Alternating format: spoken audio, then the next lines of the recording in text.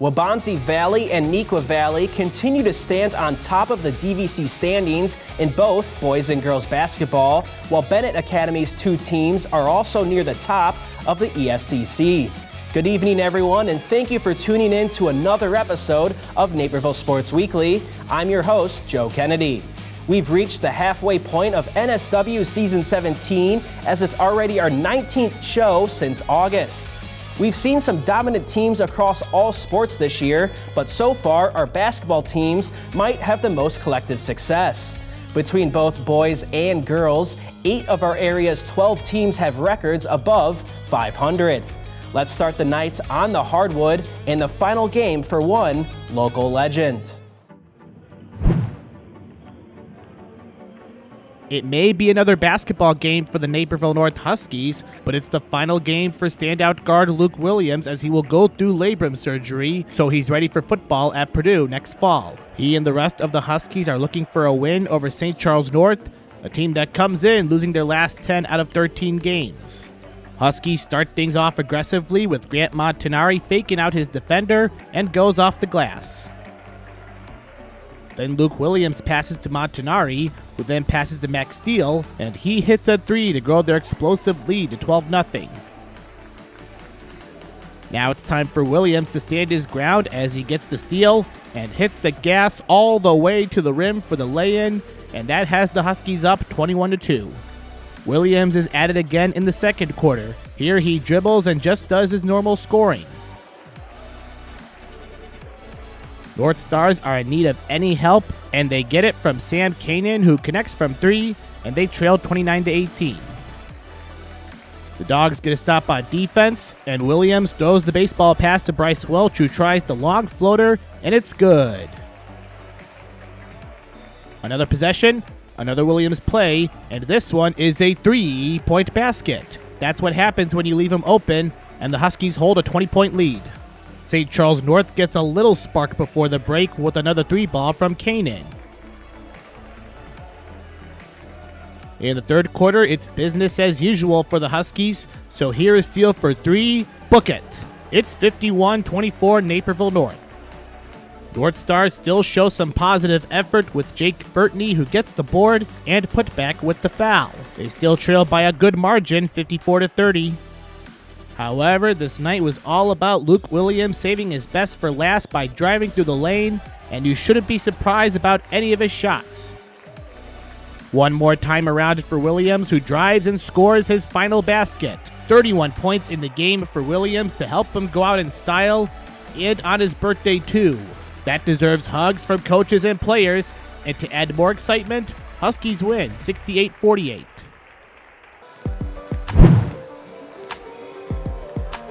We have a midday matchup for Hoops Fest on Martin Luther King Jr. Day as Bennett girls basketball hosts the Rolling Meadows Mustangs. The Red Wings are coming off a huge 82-39 win against St. Viator on Kathleen Doyle nights, while the Mustangs lost their last game by 7 to Prospect. 38 seconds into the game, and the Mustangs are looking to be the first on the board. Elizabeth Andriano gets one from behind the arc and sinks the 3-ball. Nearly 1 minute later, the Red Wings are looking to respond. Senior Maggie Solarski inbounds it to sister Amelia Solarski for the triple, and we're all tied at 3. Still in the first, the Red Wings are on the offensive again, and this time Lindsay Harzik nicely assists Maggie Solarski as Bennett is up 5-4.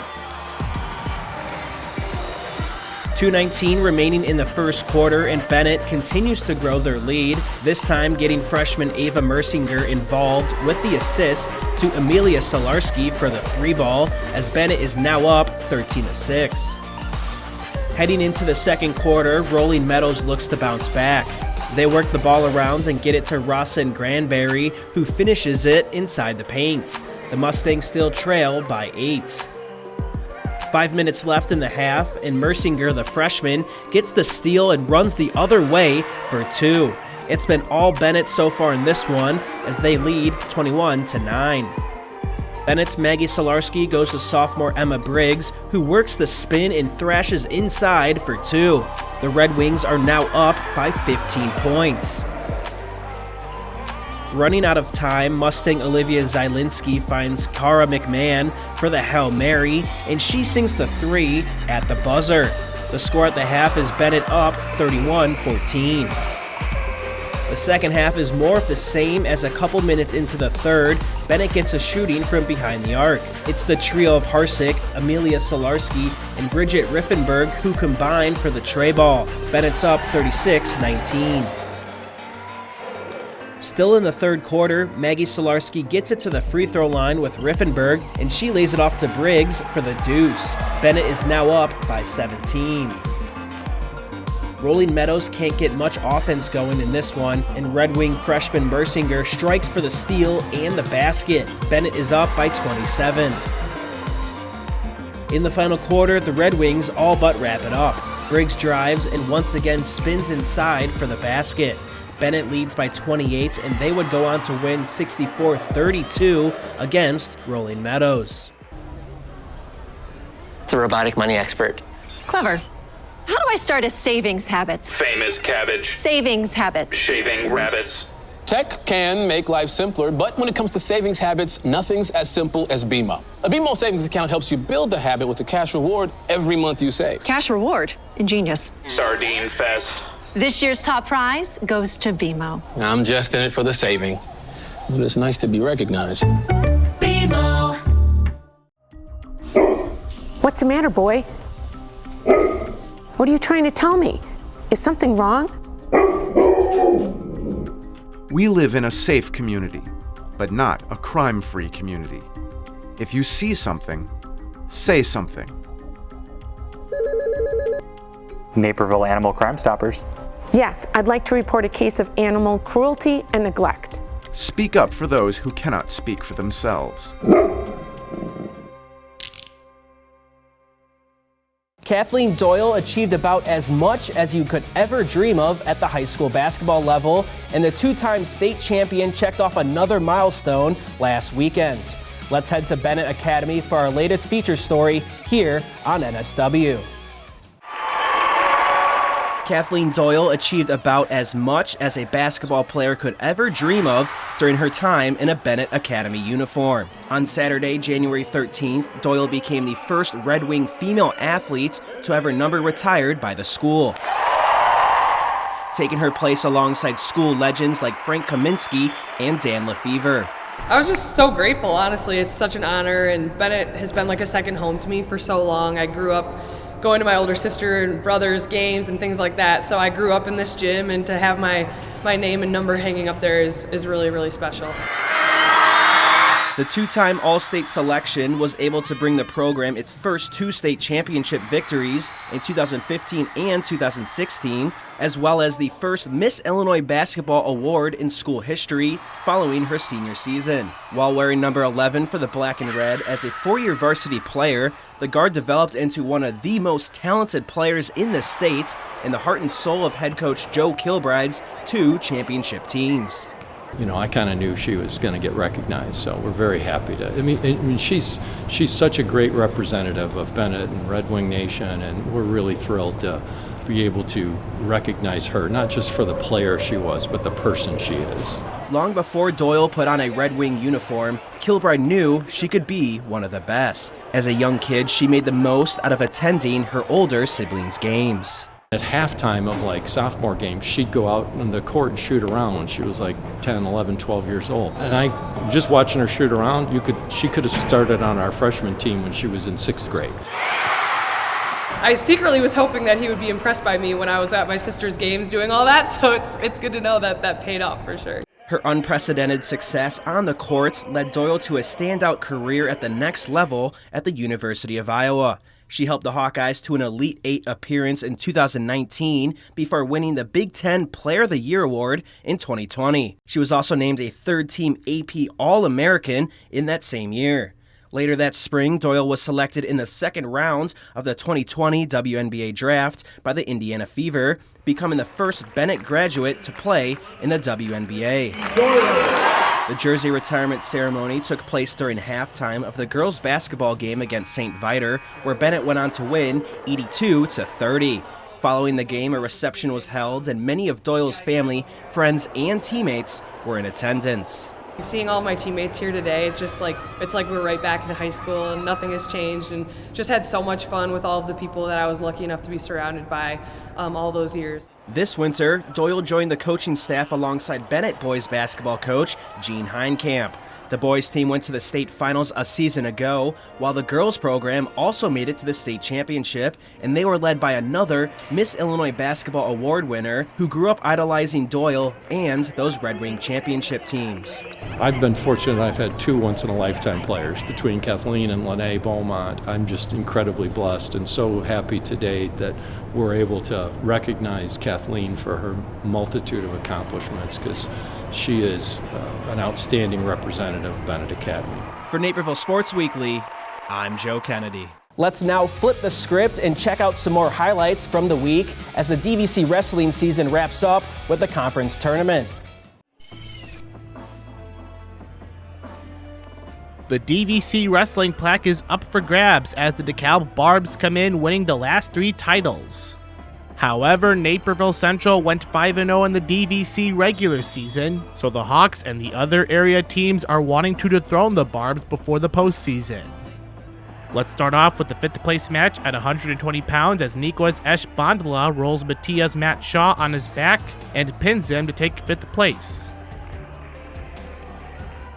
In the 138 third place match, Matias Juan Arroyo locks Wabanzi's Christian Loiza in the half Nelson and gets the fall to finish 3rd in the weight class.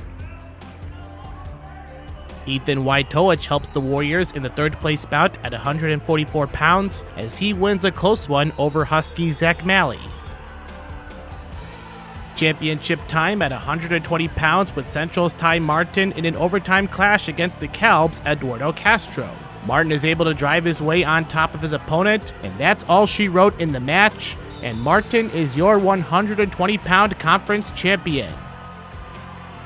At 126, Red Hawk Mitch Kashuba takes control by taking top position on Husky Ben Messier. Kashuba wins 6-1 and takes first place at 126 pounds.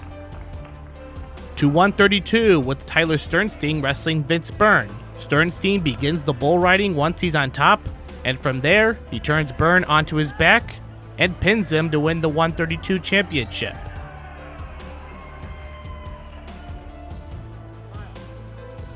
Time for the Barbs to have some fun. It starts with Mackay Cave getting all the points he can on Red Hawk Hagen Taylor. The more takedowns, the better, and he secures the top spot at 144. We got a good one at 157 with Wildcat Des Nuradinov getting some early points on Red Hawk Chris Byrne. In the second period, Byrne hits the aggressive button, and now he's the one getting the points on his opponent, even if he has to go near WWE style. This was a high-scoring match, but Byrne finds a way to get all the points he can and win the championship at 157 pounds. Back to DeKalb, and it's Jacob Luce helping his team inch closer with the pin on John Carnes in the 165 bout. The Huskies get 3 first-place finishes in the meet, and at the 190 final, Matthew Murphy takes a major decision on Jacob Smethers to win it all. At 2:15, the Redhawks lead by 6, and Nico Bestero is in sprawl position and grabs the clutch 2 points on DeKalb's Lamar Bradley, and that seals the deal. In the final match, Will Urbeck goes to work on Wabanzi's Leo Hobson. Urbeck rolls his opponent onto his back and pins him to put the cherry on top of a dominating performance as Naperville Central takes home the DVC wrestling crown for the first time since the 2018-2019 season. When we return, we'll roll over to boys and girls bowling and then check out the DVC cheer meets as one school looks to repeat as conference champs. Local news is your lifeline. Let the Daily Herald help you navigate your world with solid reporting, good advice, and a much-needed diversion or two.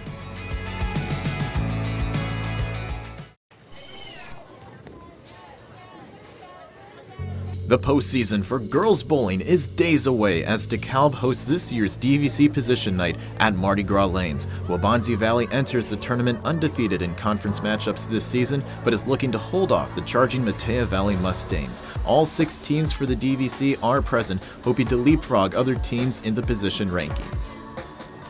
Neuqua Valley enters the day 4th in the DVC standings, hoping to make its way up into the top 3. The Wildcats are led by all-conference bowler Chanel Edwards, who rolls a series best 424 for Neuqua. Here we see Suhana Merchant roll a strike as part of a 423 series, while Anaya Emerson finishes 1 pin behind with a 422. The Wildcats finish the tournament 5th as a team.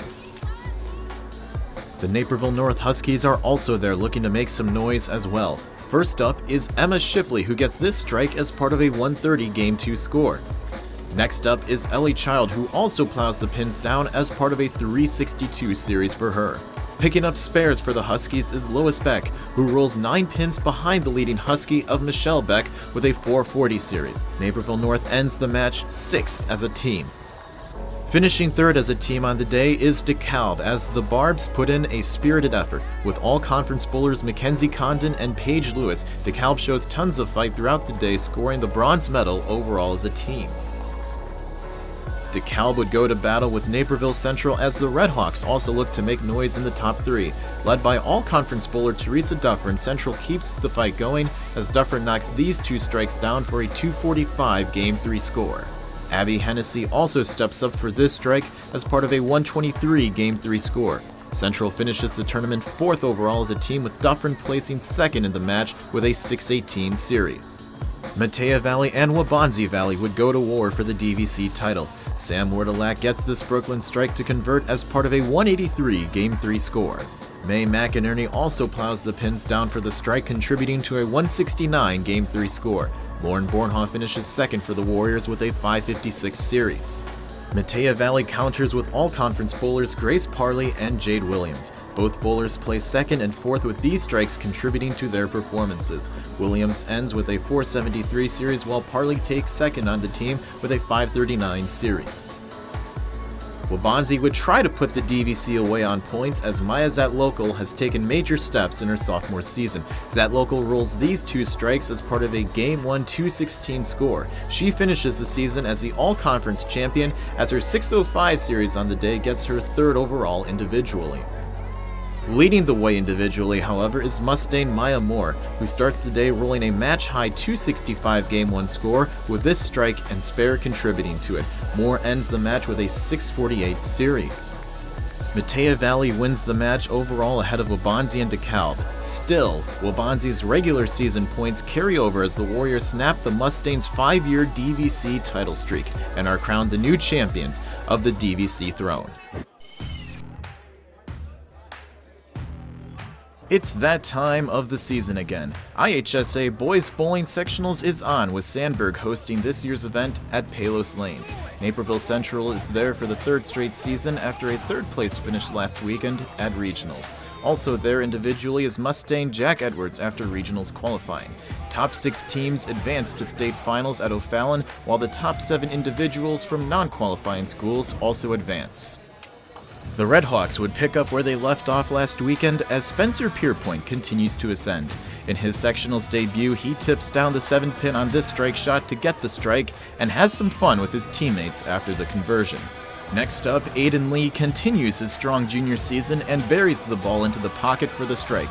He gets the Redhawks more pumped on this conversion as Naperville Central finishes Game 4 with a 1,055 score. Stepping up on varsity is freshman Brandon Blytek for the Redhawks, who has a big 10th frame ahead of him. He goes 3 for 3 in the 10th frame, flushing each shot down the pocket, all for strikes. Blytek posts a 147 game in his sectionals debut. Nate Taverna continues his stellar season as he gets the strike and waves down the 10 pin with the celebration on his way to a 196 game. Later, Taverna switches balls and makes it count, giving the pins no chance collecting another strike. Taverna ends the tournament with a 216 average. Blytek would go out after Game 5, giving the opportunity for sophomore Josh Newcomb to strike. Newcomb makes his shots count on these 2 strike shots, giving him a 211 Game 6 score in his sectionals debut. Leading the way for the Redhawks is Tommy Creightonpoth, who continues his ascension as a full-timer on varsity. Here, Creightonpoth gets the 7-pin to go down and salutes the fans watching. Later, he gets fancy on this strike attempt, going Brooklyn for a 10th frame conversion that makes a mess of lane 10. Metea Valley's Jack Edwards would make plenty of noise individually. Here, he flushes this shot perfectly in the pocket and tips down the 10-pin for the strike. Later, he makes quick work of the pins and buries it for another strike. Edwards finishes the tournament with a strong 207 average. Lyons Township is looking to make it back to state again and is currently holding on to a top 5 spot for most of the afternoon. With senior Cesar Esguerra leading the way, the Lions continue to make their stand all the way until the last frame. Dominating much of the day is Lockport Township as the Porters, who barely transferred a week ago, jump out ahead. With freshman Nate Cantrell rolling a perfect 300 game, and with the supporting cast of Aaron Crucial and Ross Carricker, the Porters continue to pace the rest of the competition. Making the most noise at the end of the day is Morgan Park, as the Mustangs start the last game sitting in 8th position. However, with Davion Bickham rolling a 290 in his last game, and Judah Nelson and Zachary Martin providing additional fireworks, the Mustangs charge back into contention with a team score of 1,199 in Game 6.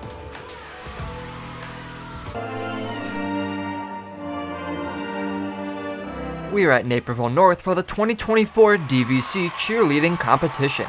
All 6 of the conference teams are looking to make their mark with sectionals taking place next week. Starting the competition with Naperville North, the Husky cheer squad competed in 3 invites this season: the Carl Sandburg, Oswego, and Grayslake North invite. In last year's sectional, the Huskies missed out on qualifying for the state tournament, but this year the team looks to find more success in the postseason.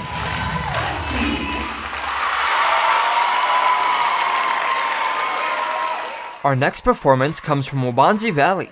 The Warriors started their season with the Lincoln Way West invite before finishing in 6th place at the Oswego invite and 11th at the Buffalo Grove invite. The squad looks to be much improved from last season as the Warriors finished the DVC meet in 4th place. The Metea Valley cheer team started their season at Belvedere before competing in the Lakes Community and Buffalo Grove invite.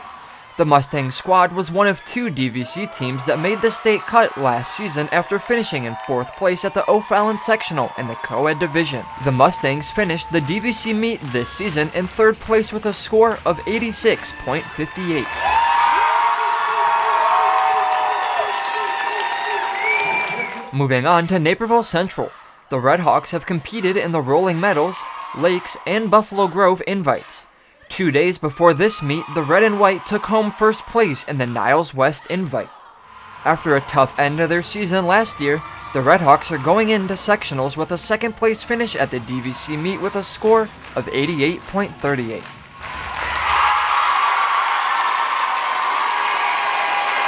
That leaves just 1 team remaining with Neuqua Valley. The Wildcats have had an impressive season thus far with a 2nd place finish at the Niles West invite, a 3rd place finish at the Buffalo Grove invite, and a 1st place finish at the Sandburg invite. The Neuqua squad qualified for state last season after a 4th place finish in their sectional. The cheer squad is going into this season's sectional on a high note after winning the DVC with a score of 92.70, giving the Wildcats back-to-back DVC titles.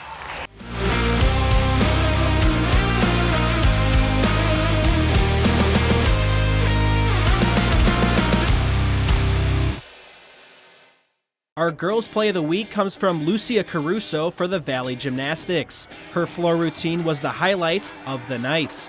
Caruso, already having a great night in different events, makes the most out of this routine, getting off to a great start. She then converts a round off into a front handspring and is locked in. Caruso on the last attempt does a back version and her teammates are loving it. Caruso walks away scoring a 9.4 on the floor to help the Valley take down Naperville Central on senior night. We'll wrap up today's show on the ice with some hockey and then see our play of the week in boys sports. It's a robotic money expert. Clever. How do I start a savings habit? Famous cabbage. Savings habit. Shaving rabbits. Tech can make life simpler, but when it comes to savings habits, nothing's as simple as BMO. A BMO savings account helps you build the habit with a cash reward every month you save. Cash reward. Ingenious. Sardine Fest. This year's top prize goes to BMO. I'm just in it for the saving, but it's nice to be recognized. BMO.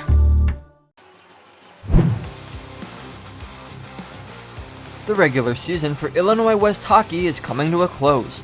The Naperville Hockey Club and Neuqua Valley are both looking for a win to finish with one of the top seeds. Starting the game 9 minutes in, John Haralambopoulos backhands a puck out in front to Jack Summers, who has a wide open net, giving Neuqua the 1-0 lead. Just a minute later, a loose puck finds Nicholas Liliu, who snipes one from the blue line, finding the back of the net. Just like that, it's 2-0 Wildcats. Not even a minute later, Thomas King has a shot for Naperville that is saved by Grady Solkin, but scoring on the rebound is Broden Oswald. Naperville cuts the lead in half going into the second period. A minute into the second period, Naperville is on the power play. Broden Oswald finds Louis Iandoli, who passes backdoor to Sean Delaney for the tap-in. All of a sudden, we are tied at 2. Naperville not slowing down. Jacob Matthews gets the puck out in front as he stick handles past the defender and then dekes out Solkin for the finish. Naperville scores 3 unanswered, now up 3-2. Neuqua looking for an instant response. Tyler Gears has a shot that is saved by Sam Carlton. Carlton then denies Nico Ramita before making a diving save on Alec Bear's backhand attempt. 3 big saves from the Naperville goalie to keep it a 1-goal game. Wildcats still pushing for the equalizer. Sahil Berry carries the puck in over the blue line before finding Nico Ramito in the slot, who slides in the tying goal. However, that tie doesn't last for long. Tommy Fagman stick handles into the middle of the zone before finding Broden Oswald down low for the one-time finish. Naperville retakes the lead 4-3. One last chance in the period for Naperville. Sean Delaney plays a stretch pass to Louis Iandoli, who's in on the breakaway. But before he can get a shot off, a beautiful back check from Chase Rosenberg breaks up the play. Naperville goes into the third period with a 1-goal lead. Into the third period now. Tommy Fagman finds Thomas King in front, and after King's first 2 shots are saved, he scores on the third try. Naperville extends their lead to 5-3. Not long after, Neuqua turns the puck over to Jack Grace, who finds a wide open Louis Iandoli, but he's denied by the glove of Grady Solkin. Neuqua trying to get back into this one. Noah Twaddle finds himself on a breakaway, but his shot is saved and covered by Carlton. Naperville finishes the game on a power play. Louis Iandoli has a shot from the right-hand circle that deflects off of Sean Delaney and into the back of the net. Naperville comes back from down 2 to beat Neuqua Valley by a score of 6-3.